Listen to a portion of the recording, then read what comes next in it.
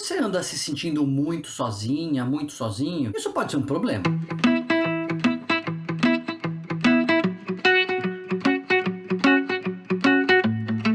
Hoje a gente vai falar de solidão, que é um problema maior do que a gente imagina. A gente vai falar sobre por que ela é um problema, os tipos de solidão, como se livrar, ou pelo menos formas de tentar lidar com esse problema. Claro, assim que você se inscrever aqui no canal, já clicar aí no sininho para receber os alertas de vídeo novo e deixar o seu like se você gosta de temas como esse, que ajudam a gente a viver melhor, e se você gosta de livros, porque essa é uma dica baseada num livro. Tempos atrás eu fiz uma enquete nas minhas redes sociais, perguntando sobre qual livro desses dois as pessoas gostariam que eu falasse. Um era esse aqui, O Poder do Infinito, como o cálculo revela os segredos do universo. É um livro sobre matemática, para quem não é matemático e não entende de matemática, mas gosta de ciência, gosta de temas de divulgação científica. Então ele fala sobre o cálculo de uma maneira acessível, de uma maneira compreensível para gente ruim de matemática que nem eu. Ou se as pessoas queriam que eu falasse sobre esse outro aqui, o poder curativo das relações humanas, a importância dos relacionamentos em um mundo cada vez mais solitário, e ganhou esse aqui, e é por isso que eu vou falar sobre solidão, porque é esse o tema do livro do Vivek Murthy, que foi o cirurgião geral dos Estados Unidos. Cirurgião geral não é que vai operar geral, não. Cirurgião geral é a autoridade de saúde pública que é nomeada pelo presidente para ajudá-lo, né, na condução das principais questões de saúde pública do país. Então, não vou falar do poder do infinito, as pessoas não queriam saber do poder do infinito, queriam saber do poder das relações humanas, e é sobre esse livro que eu vou falar, embora eu recomende os dois. Olha só que interessante esse livro. O ponto de partida do Murthy é entender que nós vivemos uma epidemia, praticamente, de um fator de risco para a nossa saúde chamado solidão, que vinha voando abaixo do radar. A gente não vinha percebendo isso como uma queixa. A nossa sociedade, ela privilegia tanto o individualismo, a força de vontade, você se fazer pelos seus meios, você não depender de ninguém, arregaçar as mangas, que muitas vezes a gente nem reconhece a solidão. A gente nem percebe que está sentindo falta de alguma coisa, porque é uma sociedade que foi sendo construída com um pouco essa ética, esse ethos, esse ambiente de que a gente se vira sozinho mesmo, a gente tem que aprender a se virar sozinho. Então você vê muitas pessoas isoladas,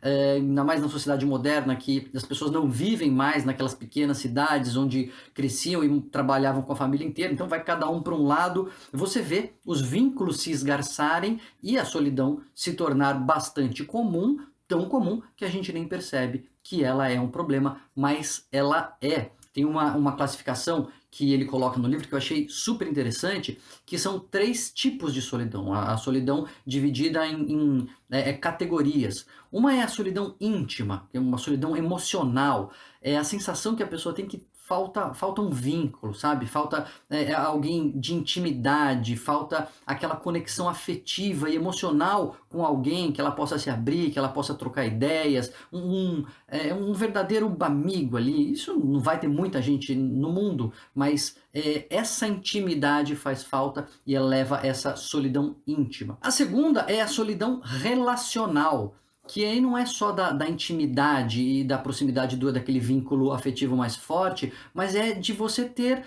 mais amigos, de você ter um grupo, de você ter aquele pessoal que você encontra, aquela turma que você acha da qual você faz parte, que você pode encontrar, enfim, que você mantém relações. Não é talvez a intimidade tão profunda que a pessoa sente falta, mas ela sente falta, existe uma carência de se ver inserida numa turma, de receber ali suporte das pessoas, talvez não na mesma intensidade, talvez não seja alguém que você vai ligar às 3 da madrugada, mas a gente que vai te dar a mão, que vai te dar um tapa nas costas, que você também vai ajudar, e isso é essa solidão relacional que a gente sente quando isso nos falta. E a terceira é a solidão coletiva, que é a falta que as pessoas têm de estarem realmente inseridas num grupo ali que tem objetivos em comum, metas em comum, comungar de uma visão de mundo, uma meta que você quer construir, de uma ideologia mesmo, de uma visão daquilo que você quer para a sua vida, que você quer construir como sociedade, e fazer parte de um grupo maior assim é importante, né? É a coletividade humana e a solidão coletiva, então é essa falta de a pessoa se reconhecer numa situação como essa. E daí, Daniel, o que acontece se a pessoa fica assim solitária? Importante a gente entender que essa solidão não tem muito a ver com a presença física, não, né? A gente sabe disso. A gente passou o período de distanciamento físico, distanciamento social, isolamento social, como quer que queira chamar, na pandemia, e a gente sabe que teve gente que se sentiu isolada e teve gente que não se sentiu isolado, porque tinha, apesar da distância física, a possibilidade de se conectar. A solidão é a sensação subjetiva de que eu estou sozinho, é a sensação de que me falta, então, essas conexões, seja individual, relacional ou coletiva.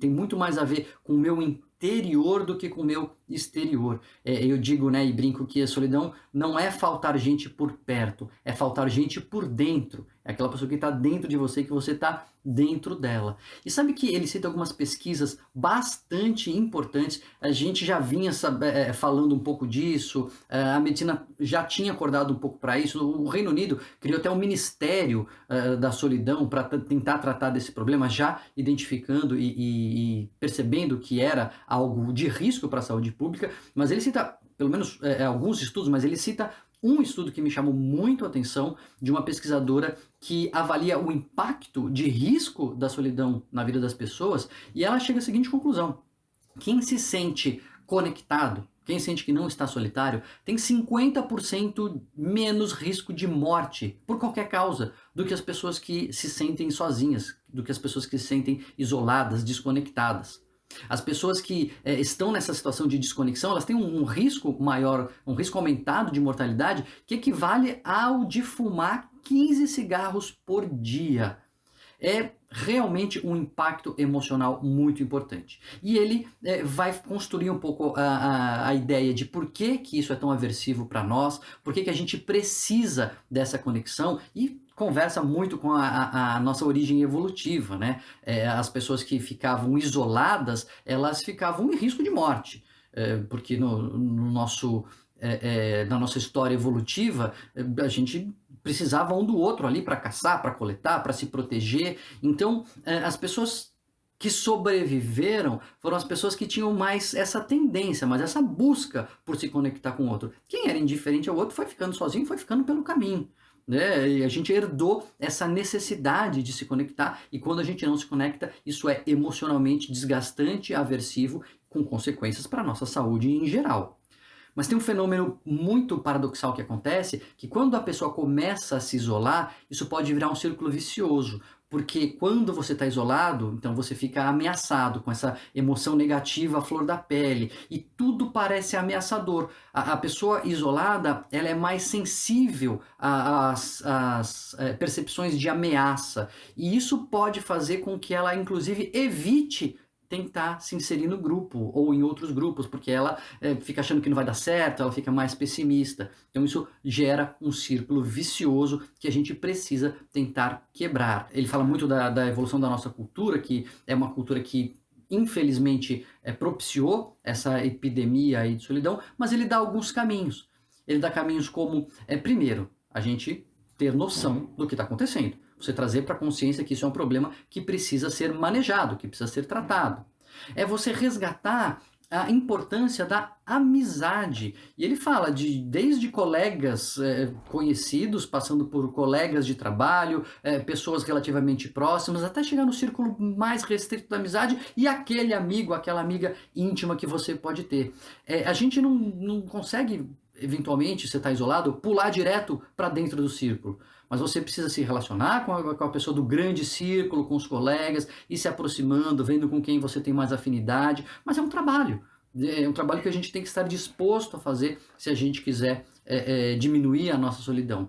Vê quem você tem mais afinidade, com quem você gosta mais de conversar, a pessoa vai entrando num círculo mais próximo, até que você vai triando, né? Você fica com muitos colegas, alguns amigos, poucos bons amigos e um ou dois amigos íntimos que você consegue contar e suprindo essa carência, né? Essa solidão íntima, emocional, a relacional e também a coletiva. Talvez ir de fora para dentro, né, seja uma boa solução. E ele dá 4 dicas, assim, que resumidamente, né, elas estão explicadas ao longo do livro, mas são 4 dicas que eu acho que são pilares essenciais que ele vai tratar. O primeiro é você reservar tempo para as pessoas. A gente vive com a falta de tempo, a gente vive pressionado pelas obrigações, mas muitas vezes a gente não privilegia ou não prioriza os relacionamentos. Um tempo que você está navegando nas redes sociais, ou um tempo que você está jogando conversa fora sem nenhuma profundidade, você poderia reservar um pouco de tempo para as pessoas que realmente importam para você. Gente que você ama, gente que é importante você estar. Sabe aquelas pessoas que a gente ficou triste de não conseguir encontrar na pandemia? Sabe aquelas coisas que a gente se lamentou de perder a oportunidade de estar junto? Então, são essas pessoas. Pessoas que a gente ama, que podem ser da família ou podem não ser da família. Mas ter tempo para elas todos os dias é algo realmente importante. A segunda, que a gente já falou aqui mais de uma vez, é você se concentrar no outro. Você parar de fazer multitarefa quando você está se relacionando com alguém. A gente tem um vídeo aqui sobre o pronto-socorro psicológico, né, e a escuta empática, como ajudar quem está sofrendo. Isso serve para ajudar quem está sofrendo, mas serve para você estabelecer conexões reais.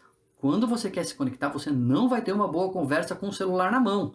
Você tem que deixar o celular em outra sala, desligado. Nesses 15 minutos que você vai dedicar para as pessoas que você ama, você tem que se concentrar nelas. Não adianta querer ficar respondendo WhatsApp, respondendo e-mail, checando rede social enquanto conversa, enquanto cada um na sua rede social tentando se conectar. Não vai estabelecer pontes, não vai criar vínculos importantes. Então, se concentrar no outro, escuta ativa, dá uma olhada lá nesse outro vídeo que eu falo sobre o que é isso, é fundamental para a gente sair da solidão e criar esses vínculos. O terceiro, que ele fala da diferença entre solidão e solitude. É como se a solidão fosse essa sensação subjetiva ruim de estar sozinho, mas a solitude é a possibilidade que você tem de curtir a sua própria companhia.